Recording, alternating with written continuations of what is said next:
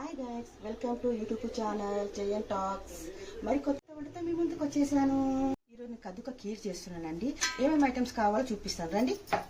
కద్దు తీసుకున్నానండి, హాఫ్ ఆనంకాయ తీసుకున్నాను, ఇంకా నేను సాబుదానా తీసుకున్నాను, ఒక 4 స్పూన్స్ షుగర్ తీసుకున్నాను. మళ్ళీ ఇక్కడనేమో నేను డ్రై ఫ్రూట్స్ పొడి తీసుకున్నానండి. డ్రై ఫ్రూట్స్ నేను బరకగా గ్రైండ్ చేశాను, కాజు బాదాము. ఇంకా నెయ్యి తీసుకున్నానండి. తర్వాత మిల్క్ మేడ్ తీసుకున్నానండి. తర్వాత ఎసెన్స్, వెనిలా ఎసెన్స్ తీసుకున్నాను. ఇంకా ఫుడ్ కలర్ తీసుకున్నాను, green food colour. 1 litre boil చేస్తున్నాను మిల్క్. ఇక్కడ ఇప్పుడు మిల్క్ బాయిల్ అవుతుంది కదండి, అప్పటి వరకు మనం కద్దు ఫ్రై చేసుకుందాం. ఓకేనా? ముందుగా స్టవ్ వెలిగించేద్దాము. కొద్దిగా నెయ్యి వేసేస్తాను కదా. తర్వాత మనం ఫ్రై చేసుకోవాలి. దాన్ని చిన్నగా పెట్టు, సిమ్లోనే మనం కుక్ చేసుకోవాలి. కద్దు కుక్ అవుతుంది కదా, ఇందులో మనం సాబుదానా వేసేసుకోవాలి. బాయిల్ అయిన మిల్క్లో నేను కాస్త వేసాను, ఎందుకంటే మిల్క్ మేడ్ వేసాను కాబట్టి. ఇప్పుడు మిల్క్ మేడ్ వేసేసుకోవాలి.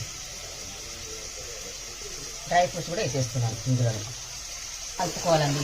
ఇలా వేసాను కదా. ఇప్పుడు ఇది సిమ్లో పెట్టుకోవాలండి, పెద్ద మంట పెట్టబోతుంది. ఆయిల్ మంచి నెయ్యిలోనే ఫ్రై కావాలి. ఇది చూసారా, సిమ్లో చేసుకోవాలి. చాలా టైం పడుతుంది, చాలా ఎక్కువ ఐటమ్స్ ఇదైతుంది అనుకుంటారు కదా. ఏం లేదు, కొన్ని చూసారు కదా నేను ఎన్ని ఐటమ్స్ వేసాను.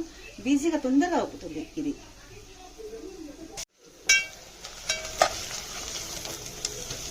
స్టవ్ ఆఫ్ చేస్తున్నాను.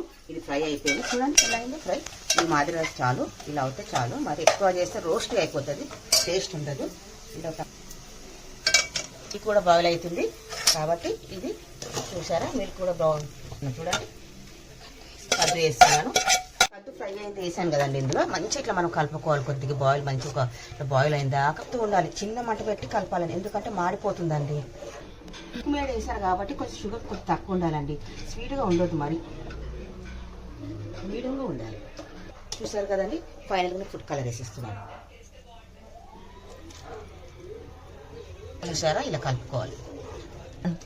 ఫుడ్ కలర్ వేసాను కదా, ఒక బాయిల్ వచ్చాక దింపేయడమే. చూసారు కదా, క్యాప్ ఎసెన్స్ వేస్తాను. మన ఇష్టం ఉంటే వేసుకోవచ్చు, లేకపోతే నేను వేస్తున్నాను. ఇంకా ముందుకు వస్తానండి, తెలంగాణ వంటలని చూపిస్తాను. ఇది అయిపోయిందండి, చాలు. ఈ మాదిరిగా ఇలా ఉంటే చాలు. ఇందులో కలాకండ్ కూడా వేయాలి, కాకపోతే నా దగ్గర లేదు కాబట్టి స్కిప్ చేశాను. మీరు ఉంటే వేసుకొని తప్పకుండా. మస్తుంది కదండి, ఇంకా మనం పోయి ఆఫ్ చేద్దాము. ఓకే, ఆఫ్ చేశాను.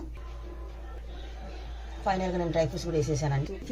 ఈ స్వీట్ని ఫ్రిడ్జ్లో పెట్టుకొని తింటే కానీ చాలా బాగుంటుందండి. చల్ల చల్లగా చాలా సూపర్ టేస్ట్ ఉంటుందండి. ఫైనల్గా స్వీట్ ఇలా రెడీ అయిపోయిందండి. చూసారు కదా, మీకు నచ్చినట్లయితే లైక్ చేయండి, షేర్ చేయండి.